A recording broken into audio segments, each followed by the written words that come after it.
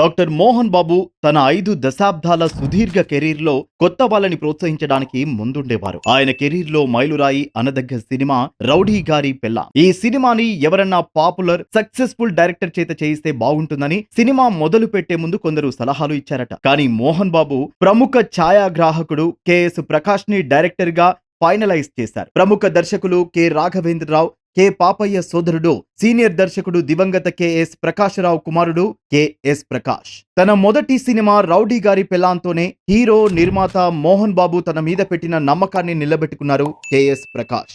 Rowdy గారి పెళ్ళాం block buster అయ్యింది. ఆ తర్వాత మోహన్ బాబుతోనే దొంగ పోలీస్ అనే సినిమా డైరెక్ట్ చేశారు. మోహన్ బాబు తన 50 ఏళ్ల కెరీర్లో మరెందరో కొత్త దర్శకులకి అవకాశాలు ఇచ్చారు.